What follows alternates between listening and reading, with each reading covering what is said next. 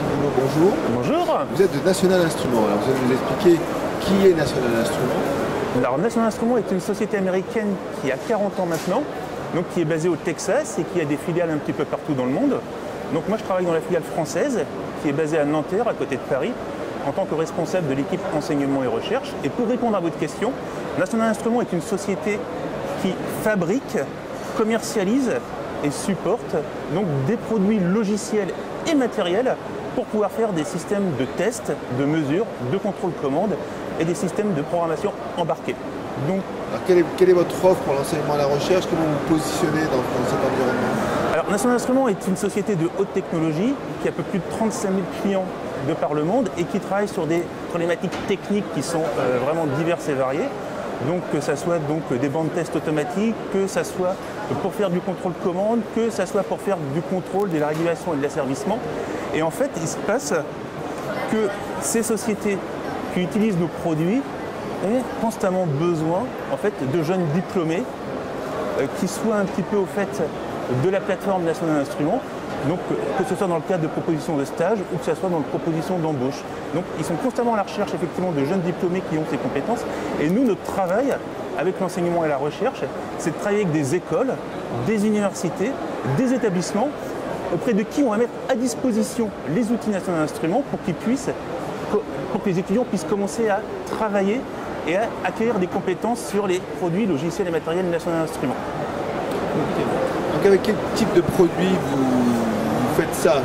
On sait bien que les jeunes aujourd'hui, l'appétence sur le technique, c'est pas du tout évident. Donc absolument. Comment vous contournez le... Absolument, c'est une très bonne question. Il s'avère que moi, le premier, quand je choisissais des filières, quand j'ai choisi ma filière d'études, je ne me posais pas forcément la question de savoir est-ce que je vais voir dans mes études des choses que je verrai dans l'industrie.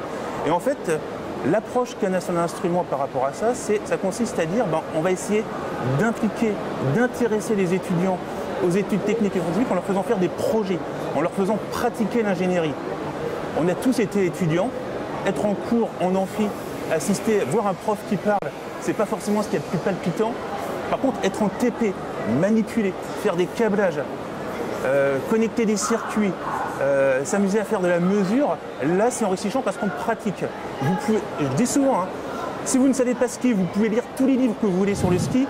Si vous ne montez pas sur des skis, vous ne saurez pas skier. Donc pour l'ingénierie, c'est exactement la même chose. Donc on va travailler, donc suivant les âges, effectivement, parce qu'un élève qui est au collège ne va pas faire les mêmes choses qu'un doctorant qui fait des études universitaires. Donc suivant les âges, on va proposer donc, des petits outils en fait pour pouvoir monter des projets. Ici par exemple, vous allez avoir des petites plateformes pour pouvoir faire du test, de la mesure d'une manière très didactique. Et en ce moment, ce qui marche très très bien, c'est la robotique. Pourquoi la robotique ça marche bien? Parce que ce sont des disciplines où les étudiants peuvent câbler, faire de la mécanique, faire de l'électronique, faire de l'informatique industrielle également. Ils peuvent s'assumer, ils peuvent assembler des objets, regarder ce que ça donne. Et c'est sûrement pas un hasard si depuis quelques années se multiplient un petit peu partout dans le monde, mais aussi en France, des concours robotiques à destination des étudiants pour leur faire des projets où ils peuvent concourir entre eux.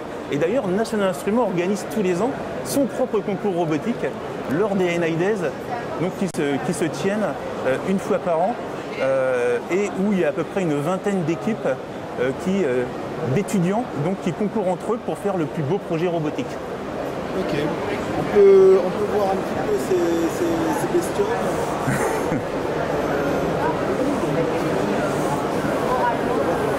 Premier exemple. Alors, premier exemple ici, vous avez un petit robot qui est muni d'une pince pour pouvoir faire de la préhension. Donc, il est monté sur des roues. Et le cœur du système, en fait, c'est une plateforme qui s'appelle le Maierio. En fait, qui est une plateforme de programmation embarquée sur lesquels on va trouver différents équipements comme un processeur temps réel qu'on peut programmer avec les logiciels National Instruments, mais pas que, et qui est constitué donc de différentes entrées-sorties sur lesquelles les élèves vont pouvoir connecter les capteurs. Donc ici un capteur de déplacement, et il y a un télémètre à ce niveau-là. Vous avez également donc des actionneurs pour pouvoir piloter les roues et faire en sorte que le robot se déplace.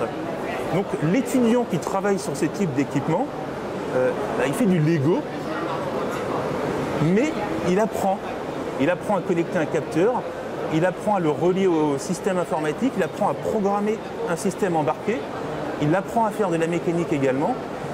Et de mon point de vue, c'est vrai que c'est quelque chose qui est efficace parce que c'est en faisant qu'on apprend. Bien, merci. Je vous en prie.